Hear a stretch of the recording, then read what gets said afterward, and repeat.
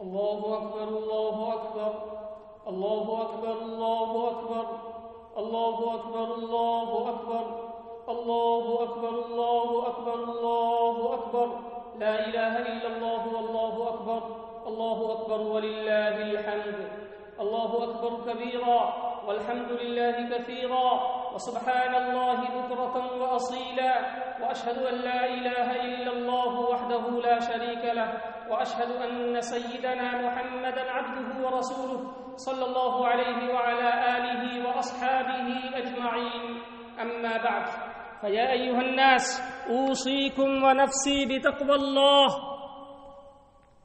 والاعتصام بحبل الله والتمسك بسنة الحبيب رسول الله صلى الله عليه وسلم.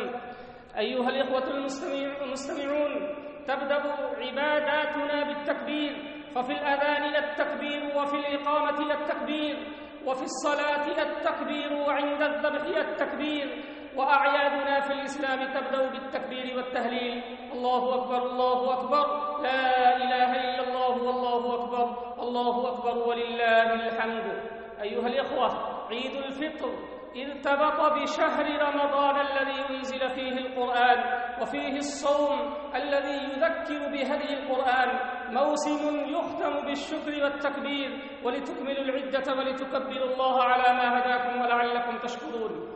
أما عيد الأضحى فقد ارتبط بفريضة الحج، موسم يختم بالذكر والتكبير، واذكروا الله في أيام معدودات. الله أكبر الله أكبر لا إله إلا الله والله أكبر الله أكبر ولله الحمد. عباد الله، إنكم في يوم تحيون فيه سنة سيدنا إبراهيم عليه السلام، فالله تعالى أمر سيدنا إبراهيم عليه السلام في المنام أن يذبح ولده. قال تعالى: فلما بلغ معه السعي قال يا بني إني أرى في المنام أني أذبحك فانظر ماذا ترى. قال يا أبت افعل ما تؤمر ستجدني إن شاء الله من الصابرين. فأخذ سيدنا إبراهيم خليل الله ولده وابتعد به وأضجعه على جبينه، ولما باشر بمر السكين على عنق ولده فلم تقطع، وإذا بسيدنا جبريل ناداه ونزل بكبش من الجنة بأمر الله تعالى. قال تعالى: وناديناه أن يا إبراهيم قد صدقت الرؤيا إنا كذلك نجزي المحسنين إن هذا لهو البلاء المبين وفديناه بذبح عظيم. فاليوم العاشر الذي نحن فيه الآن تجتمع فيه عبادات لا تجتمع في غيره، فالحجاج يرمون وينحرون ويطوفون ويسعون، والمسلمون يكبرون اليوم ويجتمعون في المصلى ويؤدون صلاة العيد ويذبحون الأضحية. فمن أعظم الشعائر في هذا اليوم ذبح الأضحية على اسم الله. قال الله تعالى: فصل لربك وانحر إن شانئك هو الأبتر. فإنهار الدم يا عباد الله تعظيما لله عبادة عظيمة لا يوجد لها مثيل في العبادات، ولذلك قال العلماء: ذبح الأضحية أفضل من التصدق بثمنها.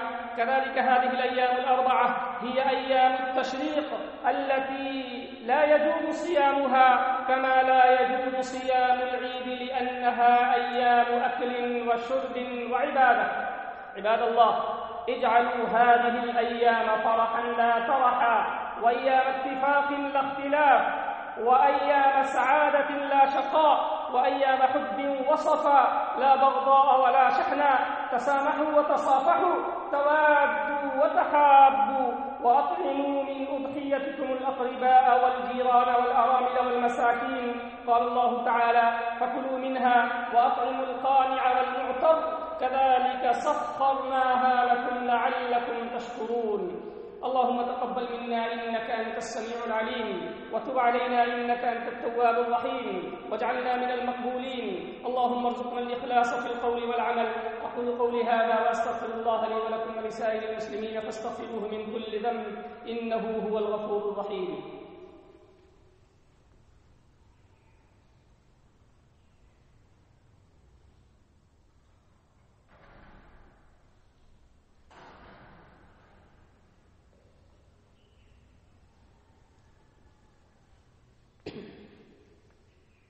الله أكبر الله أكبر الله أكبر الله أكبر الله أكبر الله أكبر الله أكبر لا إله إلا الله والله أكبر الله أكبر ولله الحمد. ربنا لك الحمد سرا وجهرا، ولك الحمد دوما وكرا، ولك الحمد شعرا ونثرا، لك الحمد يوم أن كفر كثير من الناس وأرشدتنا للإسلام، لك الحمد يوم أن ضل كثير من الناس وهديتنا للإيمان، لك الحمد يوم أن جاع كثير من الناس وأطعمتنا من رزقك، لك الحمد يوم أن نام كثير من الناس وأقمتنا بين يديك من فضلك. وأشهد أن لا إله إلا الله، وأشهد أن سيدنا محمدًا عبده ورسوله صلى الله عليه وعلى آله وصحبه وبارك وسلم. وبعد، فيا أيها الناس، أوصيكم ونفسي بتقوى الله والاعتصام بحبل الله والتمسك بسنة الحبيب رسول الله صلى الله عليه وسلم. أيها الإخوة المستمعون، اتقوا الله تعالى في السر والعلن، وذروا الفواحش ما ظهر منها وما بطن. إننا بمناسبة عيد الأضحى المبارك نؤكد عليكم صلة الأرحام ومواساة الفقراء والأيتام والإحسان إلى الأرامل والمساكين، وتذكروا أن قطيعة الرحم من الكبائر. اللهم فصل وسلم وزد وأنعم وبارك على سيدنا محمد وعلى آله الطيبين الطاهرين. وارض اللهم عن الخلفاء الراشدين المهديين أبي بكر وعمر وعثمان وعلي، وعن سائر الصحابة والتابعين لهم بإحسان إلى يوم الدين. عباد الله، إن الله يأمر بالعدل والإحسان وإيتاء ذي القربى وينهى عن الفحشاء والمنكر والبغي، يعظكم لعلكم تذكرون. فاذكروا الله يذكركم وادعوه يستجب لكم، ولذكر الله أكبر والله يعلم ما تصنعون.